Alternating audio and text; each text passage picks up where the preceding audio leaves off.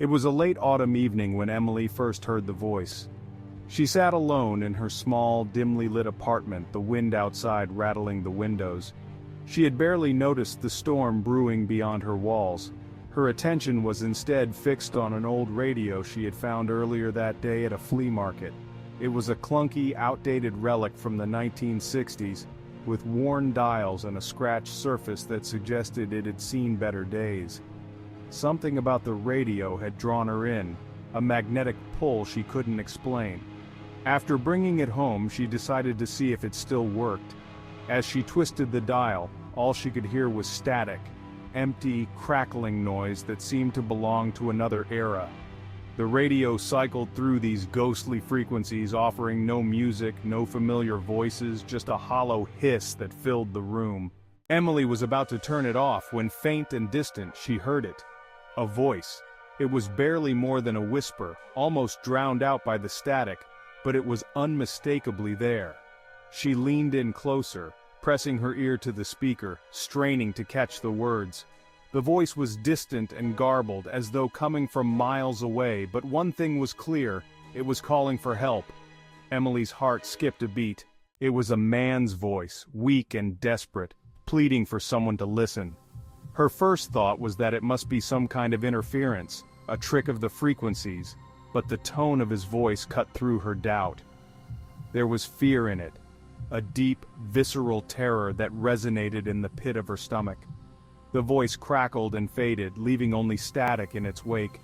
Emily sat back, her mind racing. Who could it be? Where was this voice coming from? She reached out, adjusting the dial slightly, hoping to bring it back. But the static only grew louder, more distorted. For a moment she considered the possibility that she had imagined it. Just a trick of the mind, a product of the eerie ambiance of the night. But then, it came again. This time the voice was clearer, cutting through the noise with an urgency that sent shivers down her spine. The words were fragmented, broken by the interference, but their meaning was unmistakable. He was trapped, and someone, or something, was watching him. Emily's pulse quickened as she listened, the voice growing more desperate with each passing second. She didn't know what to do.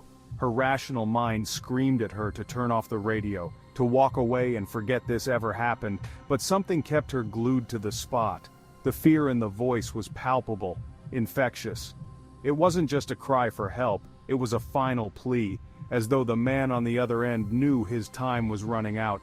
The voice faltered, breaking into static before returning with a soft, chilling clarity. He spoke of them, whoever they were, coming for him. Emily's stomach churned as she imagined the horrors he might be facing. Her hands trembled as she hovered over the radio, her mind a whirlwind of anxiety and dread. And then, just as suddenly as it had begun, the voice was cut off by a loud, piercing noise, a shriek that seemed to erupt from the very bowels of the machine. Emily recoiled, nearly knocking the radio off the table. The sound was like nails on a chalkboard, grating and unnatural, before fading into a series of rhythmic clicks. It was at that moment that Emily realized the clicks were coming not from the radio but from behind her. She spun around, her heart leaping into her throat, but saw nothing. The apartment was dark, the shadows long and deep, but nothing seemed out of place. Yet the clicking continued, a soft, deliberate tapping that seemed to echo from all directions. It was as if something was trying to make its presence known, to communicate in the only way it could. The taps grew louder, more insistent, like a knock on a door no one had the courage to answer. Emily's breath quickened, her pulse racing as the sound surrounded her, pressing in on all sides. She clutched her head, trying to drown out the noise, but it was useless. It was everywhere, filling the room with an oppressive weight that threatened to crush her. And then, just as abruptly as it had started, the tapping ceased. The silence that followed was more terrifying than the noise had been. Emily slowly lowered her hands, her ears straining to catch any hint of movement. The room was deathly quiet save for the faint hum of the radio. She turned back to it, her fingers hovering over the dial, hesitating. Something deep within her screamed to shut it off, to rid herself of this cursed object, but she was paralyzed by fear, unable to tear herself away. The voice had felt so real, so human.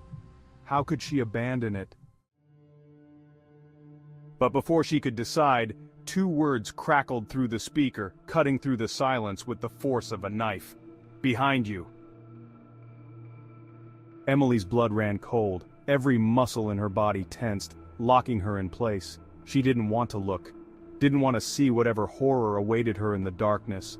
But something compelled her to turn, as if the voice had reached out from the radio and taken hold of her very soul. Slowly she twisted her head, her breath hitching in her throat. The apartment was dark, the only light coming from the dim glow of the radio. Shadows stretched across the walls, warping and twisting as if they had a life of their own. And in the far corner of the room, just beyond the reach of the light, something moved. It was a shape, vaguely human, but wrong. Its limbs were too long, its movements too jerky, as if it were a puppet, suspended by invisible strings. It lurked in the shadows, just on the edge of her vision, its form flickering like a bad transmission. Emily's breath caught in her throat as the figure inched closer, its body contorting in ways that defied reason. It had no face, just a smooth, featureless mask where eyes and a mouth should have been. But even without eyes, she could feel it watching her, its gaze a tangible weight that pressed down on her chest. The figure stretched out a hand, its fingers unnaturally long and thin, tipped with claws that gleamed in the darkness. Emily tried to back away, but her legs refused to move. She was frozen, her mind screaming at her to run, but her body was a prisoner of terror. The thing came closer, its movements jerky and unnatural, as if it were being pulled toward her by some unseen force. The radio crackled again, but the voice was different now, deeper, darker, laced with a malevolent glee. Emily never saw the creature's final approach. The last thing she heard was the voice, a low, sinister whisper that seemed to come from the depths of the radio, wrapping around her mind like a vice. "You shouldn't have listened." The darkness swallowed her scream and the apartment fell silent once more. The old radio sat quietly on the table, its dials slowly turning on their own, cycling through frequencies long abandoned, until it finally landed on an empty station. The static crackled, a faint whisper rising from the depths. But no one was left to hear it.